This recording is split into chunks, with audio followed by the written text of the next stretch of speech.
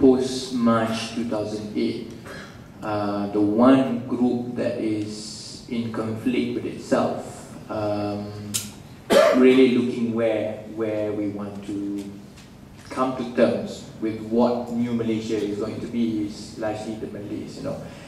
The 50-50 split, I think, is symptomatic of also the split in political support, because I think the Malays, as in the last 7 or 8 by-elections, if you can see, you know, still quite leaning to the establishment. Now, I would go back to the issue of insecurity, you know, because a lot of Malays most of the Malays have grown up in an environment where it has been drummed in our mentality that our last final frontier, so to speak, that we must defend is the political fort.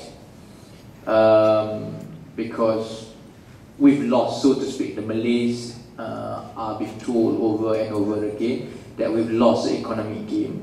And the only way for the Malays to survive in this country is to hold on to the political fort, which is Putrajaya. And if we were to give in to a new makeup of power sharing, where Malays and the Chinese, the Indians, Sabah, Sarawak are equal partners, fair in equality, that will undo everything, and that will pose a significant threat to Malay survival. Because only if you have the political power can you make sure that at least you can address so-called some imbalances in economy in the country.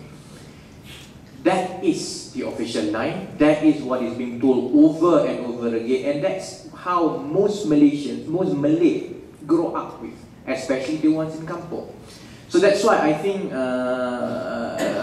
we have quite an uphill battle in that sense, because the disparity, so to speak, when it comes to private and public sector, the disparity is there. It will take years for us to address. The catch-22 question that is being played over and over again, to the detriment of this dream of having Malaysians, calling ourselves Malaysians, is the fact, if the so-called Malays were to allow openness in civil servants, would we, can the Malays expect the same reciprocal act in the private sector? These are all the issues, rightly or wrongly. These are the sentiments and perceptions.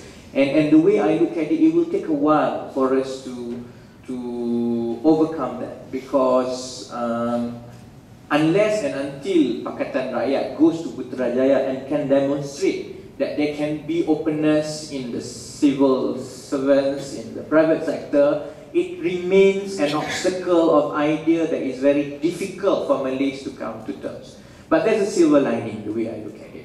And in fact, when YB Tony says it's split 50-50, and when I read that article, I actually felt quite delighted, because I expected worse. So that means when 50-50 Malays actually, the youth actually feel it's better to be united as Malaysians first, the hope for the future is a lot bigger than what most of us thought, because I think it is an open secret, you know, from surveys and so on, that the support from the young Malays for Pakatan is a lot lower than 50%, you know. So, but that's where the silver lining, where I look at it, because despite our differences, Malays, Indian, Dayak and so on, despite our own internal insecurities about the future, we are united by difficulties, especially the young, because everyone, regardless of what is your background, religion, we all struggle in this country. You know, for those who just graduated, regardless from Oxford, who cannot find a job in Kuching, or even if you graduate from UiTM, they all face the same problem, which is making ends meet in this country. It's very difficult to get a decent life in the first 5 years of your working career. Is a struggle, and that goes through the same. You speak to the non-Malays, you speak to the Malays, it's the same. We had a function about 2-3 weeks back where we pulled people of diverse background, and I asked the same direct questions to the one Chinese participant And I say that, okay, how do you view this perception that the Chinese will do a lot better than the young ones, a lot better than their counterparts, the Indians and Malays, because you can always open a business, you always find your way? And the answer is that it's no longer true. Because back then, it was a lot easier for Chinese to save, to get the capital to start your business. Nowadays, because everyone struggles with the high cost of living and a very low earning, even the Chinese find it very difficult to start a business.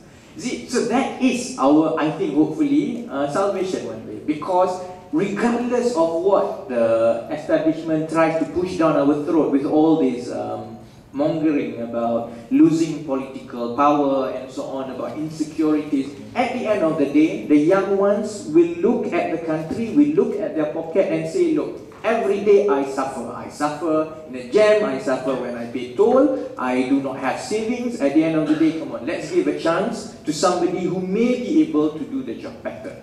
So, I am a bit more optimistic with that 50-50. So, and I think what we need to continue to do is again de-racialize, decompartmentalize the issues affecting our young ones. Stop talking and looking at things from the racial divide, because the issues that are mostly significant, not just the young ones, but throughout the age, is Malaysian issues. It doesn't discriminate whether you are Malays or Indian or Chinese or Iban. We all face the same problems. And so long as we continue to speak on that line to all the communities, and I think that 50% will climb to 60, 70 and 80, hopefully, inshallah. Thank you.